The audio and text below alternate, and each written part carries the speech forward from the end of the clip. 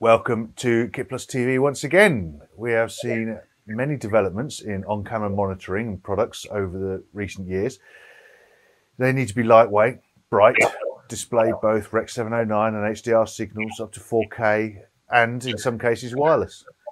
Yeah, and in today's climate where we don't see us returning to normal conditions on set for a while, camera operators, directors, etc. need monitoring, wireless where possible, but also across the entire budget range.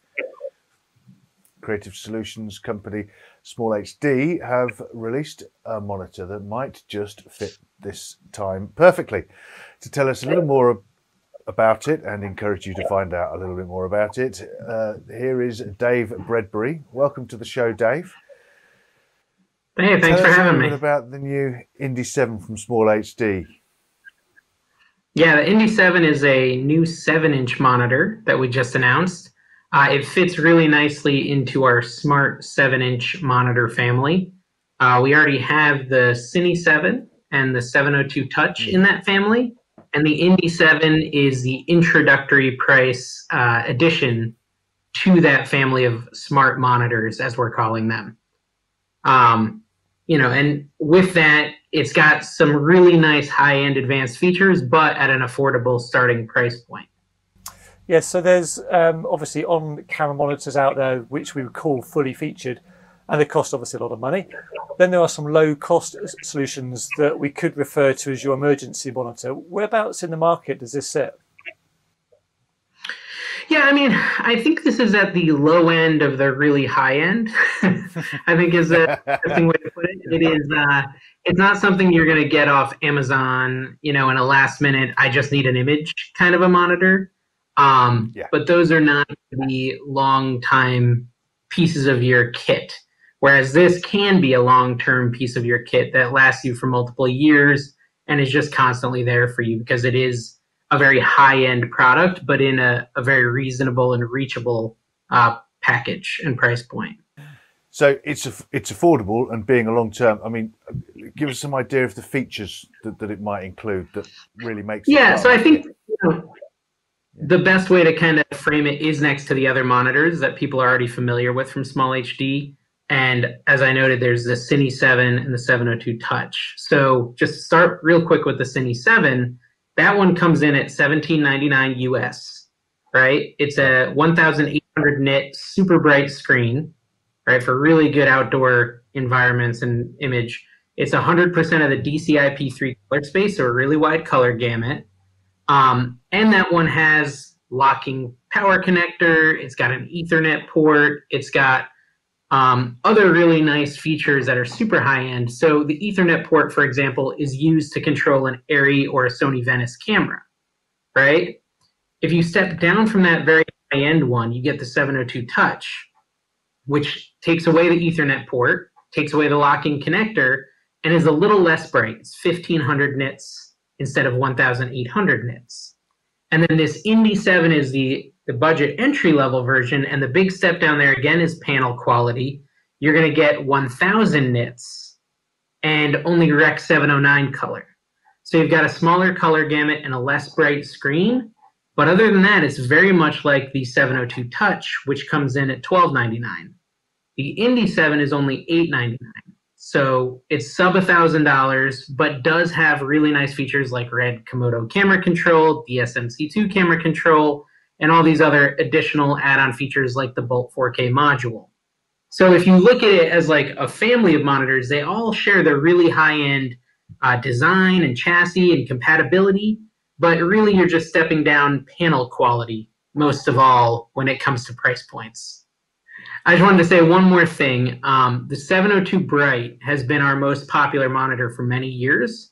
In our mind, the Indie 7 is the new 702 Bright because it's got that same 1,000 nit screen and same 709 color space, but it adds all the future technology of these newer products we have. Cool. Yeah. So a couple of words that I picked up on there was the control aspect. Tell us a little bit about the camera and lens control that you've got on there. Yeah, so there's a couple different versions of control. And that's why we're calling it a smart monitor, because it can do a lot. It's pretty intelligent. There's two facets when I speak of control. One is the integration with RT Motion. Teradek RT it's now called, which is our series of wireless hand controllers and lens motors that you can actually control in the monitor. You can actually see an on-screen heads-up display, but you can also change those displays and the overlays and all that. You need a hand controller to actually adjust it, but it's really a nice interface to kind of view your hand control and your focusing. And we have some new things coming on the Teradek RT side very soon, which I can sort of allude to. One of those things is going to be a rangefinder similar to a Cinetape or a Focus Bug, something like that. And we should see that getting announced here in the next couple of weeks. But I'm okay kind of letting the cat out of the bag a little bit on that front. So look forward to that. But then the real thing that people are excited about when it comes to control is camera control. So we have the ability in this monitor to do Komodo camera control, the red Komodo, or DSMC2 camera control. Those are additional features, so they cost a little extra. We do sell them pre-kitted, but you don't have to get them pre-kitted, right? So you can buy just an Indie 7 for $899, or you can buy it with the Komodo control for $1149. So just to expand on the camera control a tiny bit, basically camera control allows you to control all the most important features of your monitor, including iris and start, stop, record. I mean, just basically everything, right? Everything you would want to, shutter speed, whatever it is, you can change that right on the monitor's touchscreen interface. And with if you think about the Komodo camera, where it's just got that tiny display on the top that's kind of hard to read and hard to adjust, this really adds a lot of usability to that setup. And this will give you no limitation on lens, I guess, but it give you feedback and overlay. Will it give you data on the monitor? Feedback. Yeah, it gives you the camera data. Yep. It's just like, it feels a lot like you're using a RED monitor, an actual official RED monitor, but it's just a nice, cheap addition to the monitor you already have. And since we're not forcing customers to buy that camera control, if they don't need it, they don't need to spend the extra money on it. But if they do want it, they can add it at any time on our website. And the Teradek Wireless option, is this a module that integrates into the monitor? Is it part of the monitor? Is it a bolt-on module? How does that work? Yeah, so we have had historically monitors with the wireless built in. We've had people just rig up with wooden camera and just mount a wireless like that. This is kind of a cool hybrid because it is a bolt-on module. You take off the battery plate on the back of the monitor, you stick in the module, and it actually fits into the battery plate slot. And then you put your battery on the back of it, so it passes through the power to the Bolt 4K receiver and the monitor, which makes it feel like it's super integrated. But the benefit is, if something were to go wrong, you could swap it out. If you don't want to use it and want to have a lighter rig, you can do that. So it just gives you more flexibility over the one that's built into the monitor. We still may do one where it's built into the monitor, but we really wanted to give customers and rental houses the ability to take it out if they don't need it on a particular shoot. So I guess this is a product aside, really, but just how important is the camera control to operators on the set? I think it's becoming more and more important, and it depends on the camera, right? So there's some cameras that have really good apps, things like that, that they can control with their phone. But it's a bit inconvenient. If someone calls you or someone's texting you, that sort of thing can be a big pain, a big hassle. I think especially with the RED Komodo, which already right out of the gate is our most popular camera control, it's basically a requirement because trying to operate that with that little screen on the top is just so difficult. And when you're really trying to run and gun, it's just hard to really get to the settings in that scenario.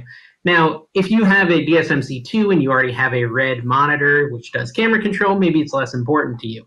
But, I think there is a lot of people who are still using it because they have a lot of good uses for it. So I think it just depends on the camera. We're working on adding control for more cameras down the road. We're eyeing things like Canon, hopefully at some point, with their pro level cameras. So, I think it really depends on what the camera is and how good its built-in interface is. The one nice thing about how we're doing it is we're setting up the overlay and how to change features to be the same on each monitor. Meaning if you're used to an ARRI and you go to a Red, but you have an Indie or a Cine 7, for example, and you have camera control for both, you can easily change settings the same exact way, whether it's a ARRI or a Red, because on our interface, it's in the same location. You don't have to learn a new menu system. So that's what's cool about the Cine 7 is, your Venice, your Red, your Komodo, all controlled with the exact same buttons in the same place. So really simple for the operator. So I'm interested, you've got the camera op sorted, and you've got a way forward with the product there. Can you have? There are more people on set that might want to see what the camera's seeing. So, director, DOP, runner, whoever. Can we have more than one connections to the camera with more than one monitor, or is it just one at the moment? What are the limitations? Yeah, so basically the module will integrate with the Bolt 4K.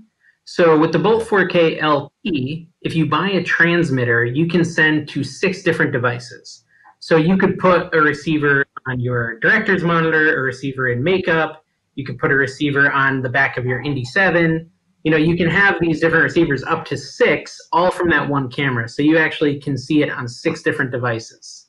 Now that is, a separate purchase. You got to buy the Bolt 4K transmitter, but you're going to need that anyways if you're using the Snap-on bolt-on module. So you have flexibility. Again, a lot of this is about flexibility, right? If you look at it as like a broad scope, if you take a step back, this is all about simplifying it and having a very flexible solution that our customers can use in all types of environments. Yeah. Do you know what? As a camera op, if your customers have got the Bolt, you can turn up with it as part of your kit because it's low cost. Yeah. Exactly. Yeah, and you can just tie into their system. So that's a perfect segue into how much and when is it available? Yeah, so the Indie 7 is available now.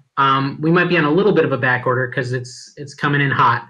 But it is $899 US, and the version with the Komodo control and the special Komodo cable, because you do need the custom cable for their EXT output, that's $1149 with the control. And that is an introductory price. That camera control price will be increasing, I believe, in December. So you got some time, but definitely grab it while it's cheap. And then the Bolt 4K module that snaps on the back is $1499. And that ties you into anyone's Bolt 4K system, whether they're renting or whether they own it. You can kind of be a part of that system with just the extra $1499. So, Dave, just before we let you go, we're going off topic now. Since we're in industry about the people and relationships, we've been asking all our guests to tell us something about themselves that we, or maybe even your colleagues, don't already know about you. What have you got?